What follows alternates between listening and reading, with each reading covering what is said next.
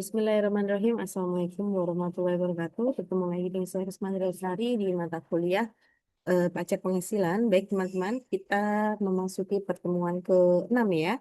Pada hari ini izin Bu Risma share.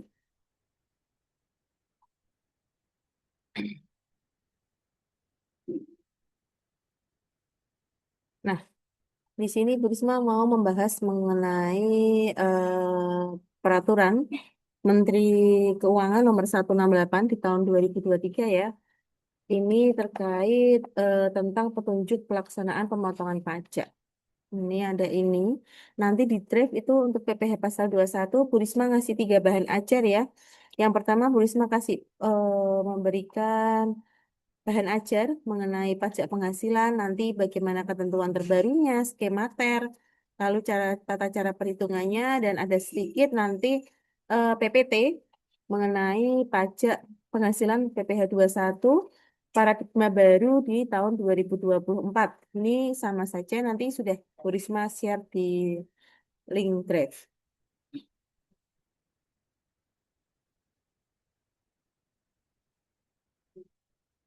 Baik, teman-teman, kita akan membahas terlebih dahulu mengenai pajak penghasilan PPh pasal 21 paradigma baru di 2024. Nah, di sini di dalam sistem pajak penghasilan PPh 21 simplifikasi dan keadilannya, di sini ada yang namanya keadilan, kebijakan, kebijakan dan tarif dari Peraturan Pemerintah Nomor 58 Tahun 2023 ya, yakni yang pengenalan tarif efektif rata-rata atau TER atas pekerjaan, jasa, dan kegiatan di pertemuan sebelumnya. Bu Risma sudah juga membahas tarif TER-nya. Lalu untuk petunjuk teknisnya bisa dilihat di PMK 168 tahun 2023. Lalu untuk administrasinya bisa dilihat dari PER 2 garing PC garing 2024 mengenai bentuk baru bukti potongan formulir 1721 dan 1721A1.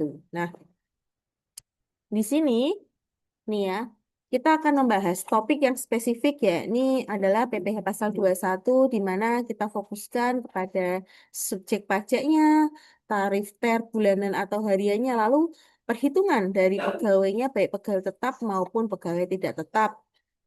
Di mana dasar hukumnya tadi ya, ada 3 ya, ada PP 58 tahun 2023, PMK 168 tahun 2023, serta PER 2 garing PJ garing 2024. Nah, di sini ada beberapa materi yang sudah Bu Risma rangkum. Ini ada yang namanya pemotong pajak. Nah, pemotong pajak ini dia memiliki yang namanya kewajiban administratif ya. Biasanya pemotong pajak ini bisa berupa pemberi kerja, baik perusahaan, institusi pemerintah, institusi pendidikan, atau dana pensiun, atau penyelenggara kegiatan. Nah, penerima penghasilan ini itu bisa kita bilang adalah orang yang menanggung beban pajak. Jadi, pemotong pajak itu yang memotongkan, yang memungut pajaknya kita, sedangkan penerima penghasilan itu adalah orang yang menanggung beban pajaknya. Nah, siapa? Itu adalah pegawai tetap. Pegawai tidak tetap, bukan pegawai, konsultan atau tenaga ahli, atau peserta kegiatan atau mantan pegawai atau komisaris, di mana dia dipotong untuk kewajiban administrasi perpajakannya atas PPh pasal 21.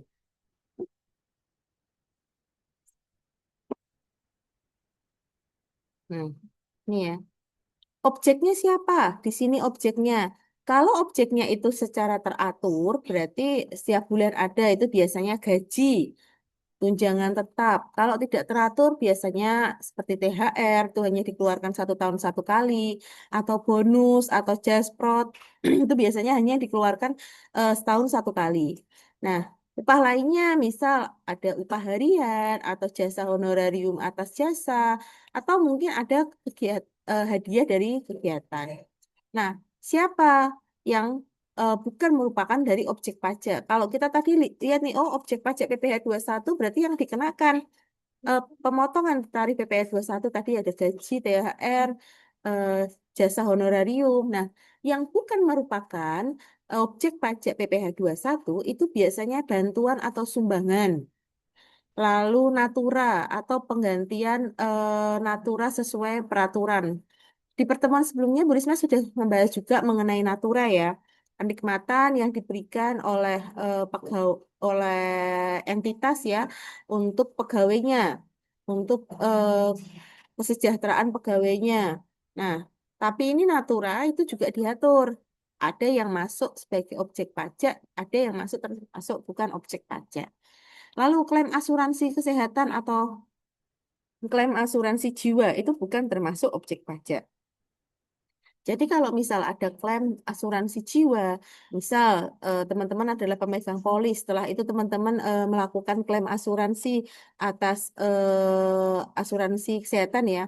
Nah, klaim dari asuransi kesehatannya teman-teman itu tidak bisa dikategorikan sebagai objek pajak. Nah, di sini pengecualian bukan objek pajak ini harus dibuktikan dengan landasan hukum yang sah, bukan sekedar penamaan akun akuntansi di laporan keuangan. Nah, jadi teman-teman yang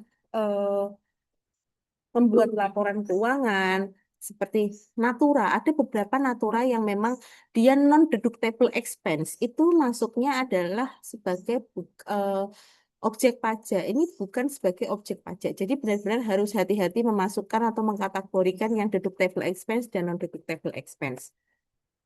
Selanjutnya, nah, perhitungan waktu PPh pasal 21 yang disetahunkan. Ya, ini ya.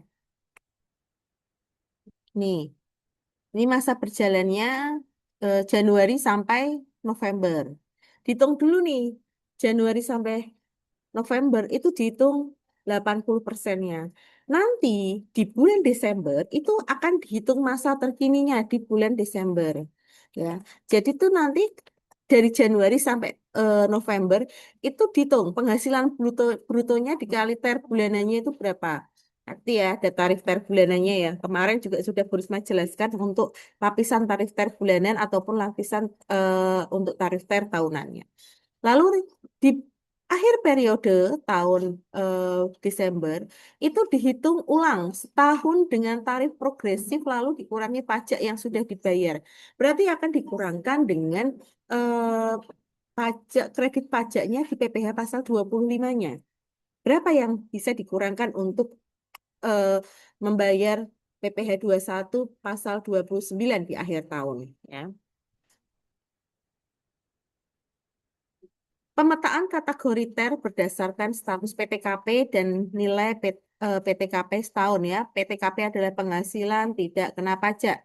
Nah, untuk kategori TER A, status tidak kawin nol atau tidak kawin tidak punya anak, TK satu tidak kawin anaknya satu atau K nol kawin anaknya nol. Nilai PTKP yang disetahunkan adalah 54 juta.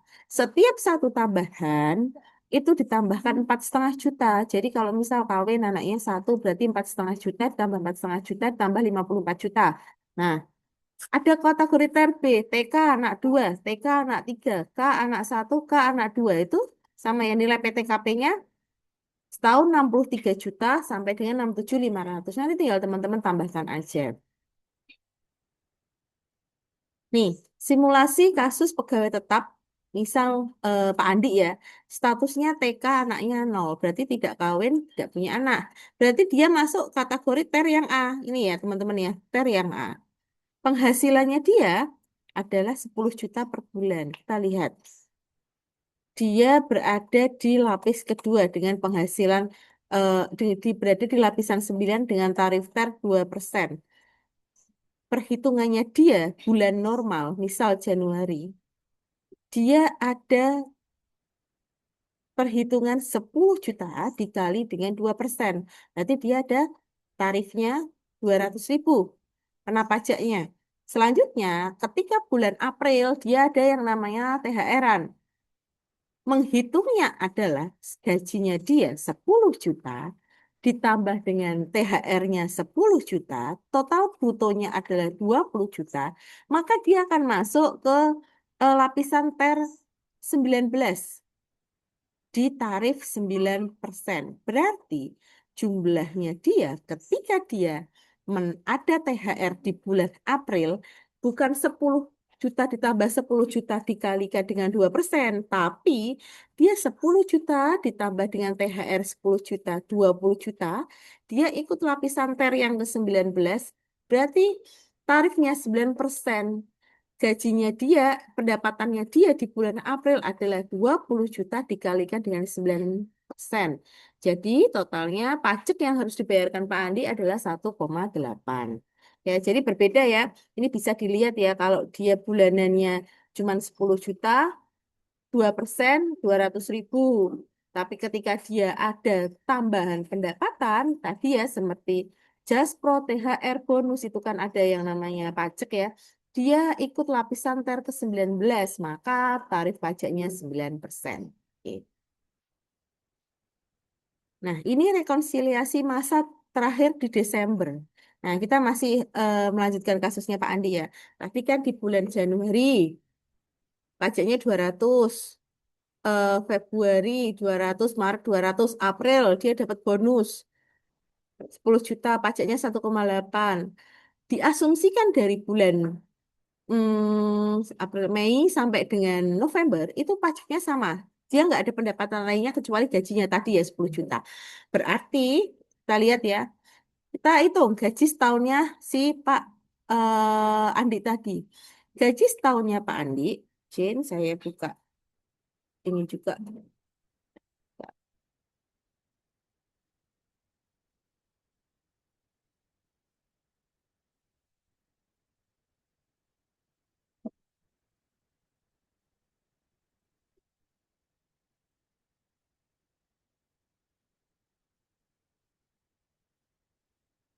Nih ya, udah lama di layar ya. Nih, kita lihat gaji setahun. Berapa di sini? 10 juta dikalikan dengan 12. Nih,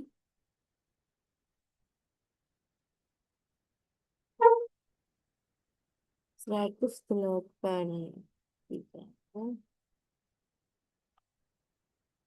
Oke, sebentar. Ini bruto ya. Iya, ya.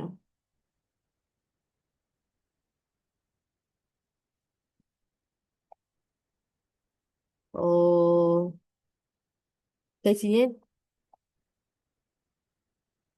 12 dipotong dengan pajaknya dia.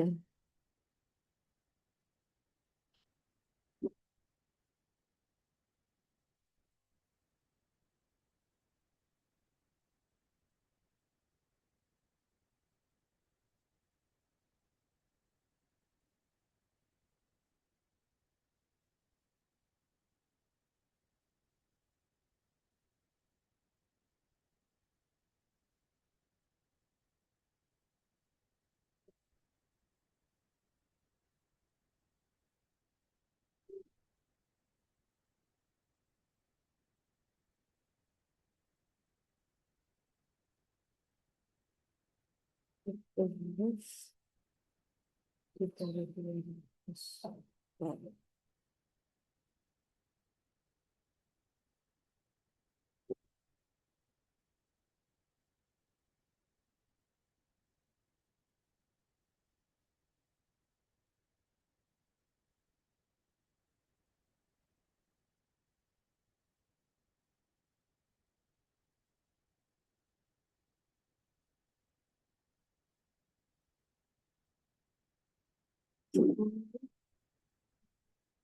Terus, ini, ini.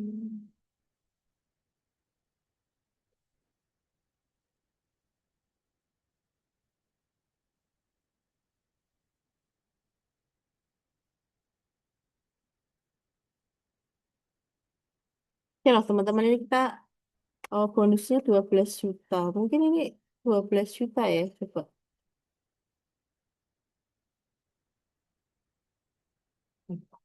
Oke, kita anggap saja ini sesuai dengan PPT ya. Gaji yang disetahunkan itu 108 juta. THR-nya 10 juta.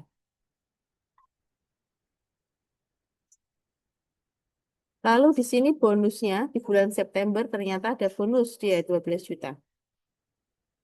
Nih, totalnya dia, totalnya si Pak Andi tadi ya,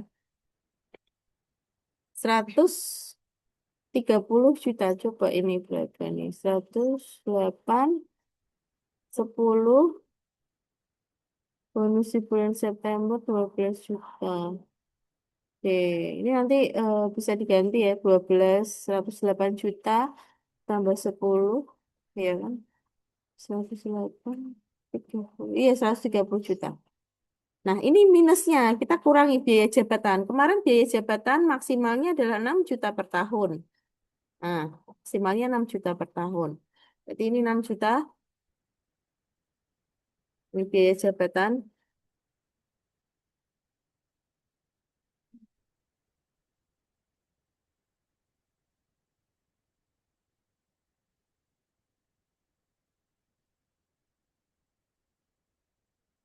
kurangi ya biaya jabatannya, berarti tinggal berapa? Kita lihat,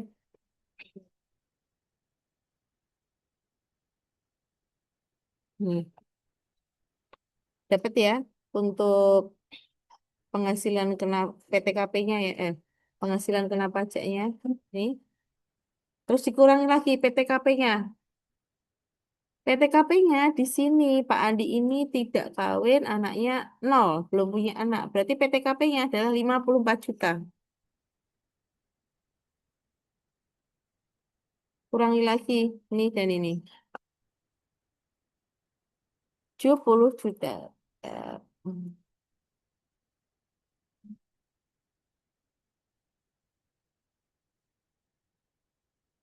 Nih, berarti ini dapat nilai PKP-nya.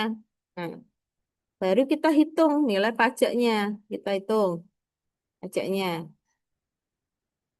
Ini ya, 5% untuk lapisan pertama 5% dikalikan dengan 60 juta terlebih dahulu.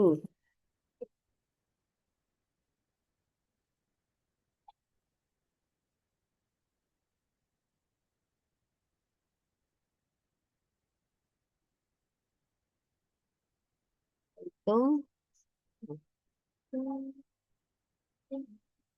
Sisanya dari 70% adalah di sini 10 juta. 10 juta dapat dari mana, Bu? Dari sisanya 70 dikurangi 60 dikalikan dengan tarif ter yang kedua 15%. Berapa? Ya,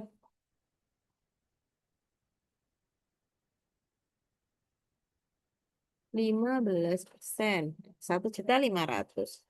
Berarti total pajak setahunnya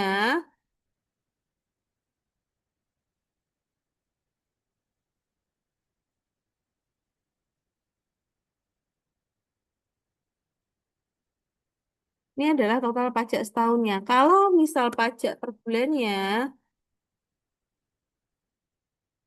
ya kita tinggal aja ini dibagi dengan 12. Ya, iya. Hmm. Ini ada selisih ya. Nanti saya kirim di PP di grup. Oke. Ini ya untuk perhitungannya ya. Sudah jelas ya teman-teman ya. Nah, selanjutnya adalah pegawai tidak tetap dengan upah harian. Ambang batasnya adalah lebih besar dari 2.500.000 per hari. Tarifnya itu 50% dikali dengan bruto hariannya. Terus kita kalikan tarif progresifnya sesuai dengan pasal 17. Nah, kita lihat. Kalau misal ambang batasnya kurang dari 450.000 per hari, dia dibebas pajakkan. Kalau ini hitungannya pakai tidak tetap. Tapi kalau ambang batasnya 450.000 sampai 2,5, itu 0,5%. Jadi gini teman-teman, kalau misal Pak Andi, dia pegawai tidak tetap. Per hari upahnya dia 400.000, kurang dari 450.000, 400.000. Berarti PPh pasal 21-nya dia tidak dikenakan. Tetapi kalau Pak Andi itu PPh pasal 21-nya nilai apa namanya? gajinya dia atau upahnya harian dia itu 600.000 ya, di atas 450.000, maka untuk tarif pajaknya 0,5 dikali dengan bruto hariannya tadi 600. Jadi dia dapat pajaknya adalah 3.000 rupiah. Ini ya, untuk pegawai tidak tetap. Selanjutnya, untuk bukan pegawai. Untuk bukan pegawai itu biasanya adalah pada honorarium jasa profesional, seperti misalnya konsultan, tenaga ahli, dokter, pengacara, atau narasumber, itu dikenakan tarif pajaknya adalah 50% dikali penghasilan brutonya dikali tarif pajak progresifnya sesuai dengan pasal 17. Misal nih ada case, eh Pak Andi tadi seorang honor ini ya narasumber seminar. Dia berarti kan termasuknya adalah jasa profesional, di mana dia mendapatkan pendapatan sebagai jasa profesionalnya adalah 20 juta rupiah. Lalu, berapa sih pajak yang harus dipungut dari Pak Andi? Kita cari DPP-nya atau dasar pemotongannya dulu. Berarti untuk dasar pemotongan rumusnya adalah 50% dikalikan dengan jumlah pendapatannya Pak Andi tadi. Berarti 50% dikalikan dengan 20 juta adalah 10 juta. Terus setelah dari 10 juta kita cek yang kedua. Kita cek punyanya Pak Andi tadi itu 10 juta, itu di lapisan ter keberapa? Oh, ternyata dia sesuai dengan tarif pasal 17 dia di lapisan pertama, yakni di 5%. Maka untuk pajak yang harus dipotong oleh Pak Andi adalah 5% tadi ya dari tarif ya lapisan pertama ya sesuai dengan pasal 17 dikalikan dengan 10 juta. Jadi pajak yang harus dipotong dari penghasilannya Pak Andi sebagai honorarium narasumber adalah 500.000 rupiah ya. Itu untuk bukan pegawai terkait jasa profesional ya baik buat narasumber, tenaga ahli, pengacara, konsultan. Nah, itu berlaku di bukan pegawai. Ini adalah metrik sintetis perbandingan perlakuan PPh pasal 21 ya. Ini ada pegawai tetap. Pegawai tetap itu dihitungnya itu dari Januari sampai November dulu. Lalu pegawai tidak komisaris itu pakainya ter bulanan di penghasilan bruto, sedangkan pegawai tidak tetap, ter harian, bukan pegawai, pakainya 50% dikalikan DPP-nya dikali tarif pasal 17. Sedangkan peserta kegiatan atau mantan pegawai, itu pakai 100% dari bruto dikalikan dengan tarif pasal 17-nya. Jadi kalau misal Pak Andi tadi ya, misal mantan pegawai atau peserta dari kegiatan seminar, dia ada pendapatan 5 juta. Nah, untuk biaya akomodasi dan macam-macam dia pakai 5 juta tadi dikalikan dengan tarif pasal 17 dia diter di lapisan pertama berarti dikalikan 5%. 5 juta dikali 5% berarti itu adalah pajak yang nanti harus dipungut oleh Pak Andi kalau misal Pak Andi itu kategorinya adalah peserta kegiatan atau mantan pegawai bukan pegawai tetap ataupun pegawai tidak tetap. Nah, ini bukti potong ya. Bentuknya bukti potong tuh dulu kayak gini, teman-teman. Kalau sekarang di Cortex itu sudah lebih ini ya, lebih rinci dan lebih ringkas juga. Nah, itu beda. Nah, oke. Baik, jadi untuk kesimpulannya di sini ya tarif efektif rata-rata ini kalau kita bisa tarik benang merah bukan beban pajak baru, tapi dia itu ini itu bisa kita kategorikan instrumen penyederhanaan hitungan setiap bulannya atas PPh satu tadi. Nah, ini ya, teman-teman harus hafal, harus paham ter kategori A, kategori B, kategori C, dan untuk lapisan satunya, lapisan dua, itu ada semua. Oke. Selanjutnya saya akan membahas mengenai PMK 168 sedikit saja ya. Ini saya kutip dari Direktorat Jenderal Pajak mengenai Peraturan Menteri Keuangan Nomor 168 Tahun 2023 ya sebagai landasan tadi ya PPh satu.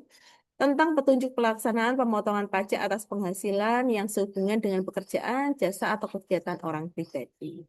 Nah, ini ya, ada simplikasi perhitungannya PPh satu tadi sudah kita bahas juga, baik itu yang pegawai, bukan pegawai, ataupun yang narasumber, tadi ya, narasumber atau jasa tadi. Nah, ini juga sama. Nah, ini adalah eh, tarif pemotongan pajak penghasilan PPh satu ya. Menurut pasal 17 ayat satu nih, 15%, 25, 30 sampai dengan 35%. Nah, ini tarif pemotongan pajak penghasilan PPh satu menggunakan tarif efektif bulanan ya, ter A, ter B, dan ter C, dan ada juga tarif harian. Kalau tarif harian tadi seperti yang Bu Risma jelaskan, kalau kurang dari 450.000 dia tidak dikenakan untuk pajaknya. Sedangkan lebih dari 450 sampai dengan 2,5% itu ada pajaknya yaitu 0,5%. Nah, teman-teman, ini adalah lapisan penghasilan bruto di mana ada nomor 1 sampai 44 lebih ya. Di sini ternya sendiri-sendiri. Nah, misal tadi, oh eh, pendapatannya 10 juta, berarti masuk ke ter yang nomor 10 ini. 10.050 sampai 10.3 ini, sorry, 9.650 sampai dengan 10.050.000. Berarti tarif ternya tadi 2% itu dilihat di tabel. Nah, ini adalah tabel lapisan penghasilan. Ya, ada ter A, ter B, sampai dengan ter C. Nah, ini ya. Ada juga pokok-pokok perubahan pengaturan dari perubahan skema perhitungannya sampai dengan skema pengaturannya ya, di mana di penyesuaian peraturan terbaru bahwa menambahkan penghasilan yang dipotong PPh satu berdasarkan PPh 4 ayat 3 itu bantuan, sumbangan, hibah itu juga dipotong PPh pasal 21. Nih, ini adalah resum skema PMK 168 tahun 2023 ya. Teman-teman bisa lihat ya. Di mana di sisi tadi juga Bu Risma sudah jelaskan subjek pajaknya, subjek penerima penghasilannya, dan dasar pengenaan tarifnya. Oke, oke, ini Bu Risma ambil dari webnya DJP Online. Oke, baik teman-teman. Untuk pertemuan eh, hari ini Bu Risma cukupkan. Di sini ada eh, diskusi dan analisis kasus ya. Nanti bisa teman-teman tambahkan untuk diskusi dan analisis kasusnya bisa dikerjakan di siakat masing-masing terkait dengan bagaimana menurut teman-teman jika seorang pegawai menerima bonus akhir tahun yang sangat besar di bulan pertengahan tahun. Apa dampaknya secara psikologis bagi pegawai saat melihat bukti potong pasal 1721 di bulan tersebut dan bagaimana Anda sebagai staf perpajakan menjelaskannya kepada pegawai. Nanti saya harap tugas diskusi dan analisis kasus ini dapat dikerjakan maksimal pengerjaannya 2 minggu setelah hari ini Bu Risma buka. Nanti kalau sudah bisa diketik saja, enggak apa-apa ya. Kalau untuk diskusi ini ya diketik saja, tapi pastikan dilarang untuk plagiasi dan copy paste secara teman-temannya karena ini menurut pendapatnya teman-teman masing-masing ya. Begitu saya akhiri pertemuan kita pada hari ini. Apabila ada pertanyaan bisa ditanyakan melalui grup la- live siakat maupun eh, Jabri ke saya. Terima kasih. Wassalamualaikum warahmatullahi wabarakatuh.